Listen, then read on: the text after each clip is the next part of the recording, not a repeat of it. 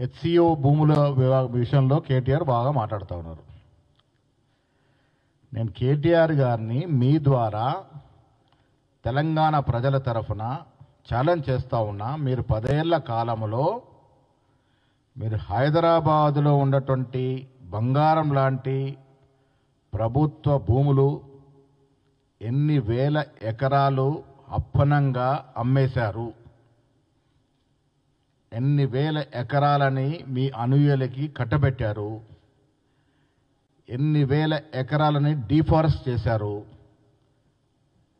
కొండలు కరిగిపోయే రకంగా పనులు జరుగుతూ ఉన్నాయి. మీరు అప్పనంగా భూ విధ్వంసం చేసి విచ్చలవిడిగా Hyderabad in and around Hyderabad ఉన్న భూముల్ని మాయాజాలం చేసి అమ్మినటువంటి రోజులు ఇంకా ప్రజలు మర్చిపోలే. ఈ రాష్ట్రంలో లక్షల ఎకరాలు హైదరాబాద్ ఒక్కచోటనే 10,000 పైచూలకు ఎకరాల ప్రభుత్వ భూమిని అడ్డగోలుగా అమ్మేసినటువంటి నీవు ఇలా కాంగ్రెస్ ప్రభుత్వం గురించి మాట్లాడుతూ ఉన్నావు.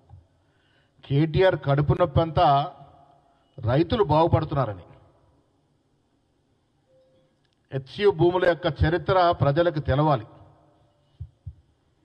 చంద్రబాబు ముఖ్యమంత్రిగా ఉన్నప్పుడు, అటల్ బిహారీ వాజ్పేయి గారు ప్రధానమంత్రిగా ఉన్నప్పుడు ఇందిరాగాంధీ గారు అలాట్ చేసినటువంటి హైదరాబాద్ సెంట్రల్ యూనివర్సిటీ భూముల్ని దాదాపు 400 ఎకరాలని ఐఎంజీ భరత్ సంస్థకి బిల్లిరావు అనే వ్యక్తికి కట్టబెట్టడం జరిగింది.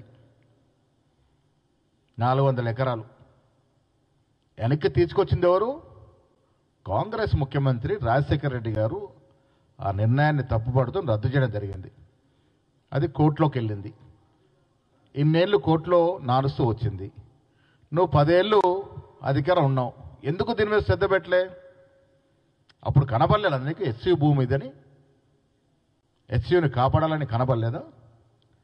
యథేచ్ఛగా రాష్ట్రం యూనివర్సిటీ భూములు కబ్జాకి కారకులైనట్టు మీరు మీ నాయకులు యథేచ్ఛగా దోపిడీ చేసినటువంటి మీరు, కాకతీయ యూనివర్సిటీ కానీ, ఉస్మానియా కానీ, తెలంగాణ యూనివర్సిటీ కానీ ఎక్కడికక్కడ మీ నాయకులు దోపిడీ చేస్తే వాళ్ళు హెచ్సి గురించి మాట్లాడుతున్నారు. హెచ్సి భూముల యొక్క చరిత్ర ప్రజలకు తెలవాలి.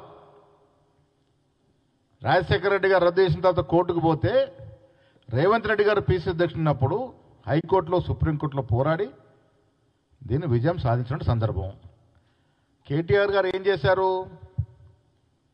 10 ఏళ్ల కాలంలో అదే ఐఎంజీ భరత్ సంస్థతో 30% ముడుపులు మాట్లాడుకొని ఇవాళ 5,200 కోట్లు అయితే మాట్లాడుతూ ఉన్నాడో అది వారికి రావాల్సినటువంటి ముడుపుల యొక్క ధర.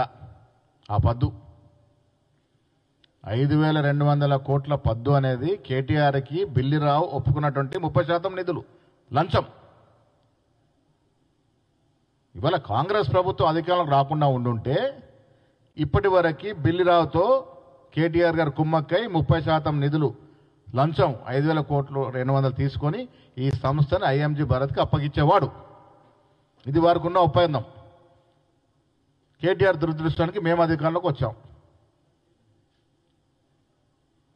ఇప్పుడు ఏమైపోయింది పరిస్థితి? రైతులు బాగుపడుతున్నారు. ఇప్పుడు ఇది వాస్తవాలకు వెళ్తే ఎస్, ఇది ప్రభుత్వ భూమి. ఈ ప్రభుత్వ భూమిని టీఎస్ఐఐసికి 75 కోట్ల ఎకరం చొప్పున ప్రభుత్వం ఇచ్చింది. In turn TSIIC IIC bank ద్వారా, ఐసిఐసి బ్యాంక్ ద్వారా 10,000 కోట్లు ఈ ల్యాండ్ని బాండ్స్ రూపంలో తీసుకొచ్చింది. ఆ 10,000 కోట్లు ఎక్కడ పోయినాయి? రైతు రుణమాఫీకి, సన్నవడ్లేస్తే బోనస్కి ఇచ్చిన డబ్బు ఇది 10,000 కోట్లు. ఇది ఎవరు జేబుల్లోకి పోలే, ఏ సంస్థలకు పోలే. ఇది ప్రజలు అర్థం చేసుకోవాలి. ఇలా రుణమాఫీ రుణముక్తులు చేసినట్టు రైతుల యొక్క భారాన్ని దించడానికి ఈ 10,000 కోట్లని తెలంగాణ కాంగ్రెస్ ప్రభుత్వం రైతులకు ఇవ్వడం జరిగింది. ఇది కడుపు నొప్పితో, రైతులు బాగుపడుతున్న నొప్పితో ఇవాళ ఉన్నది లేనట్టుగా లేని ఉన్నట్టుగా మాట్లాడుతూ ఉన్నాడు. Subscribe us and press the bell icon for more interesting updates.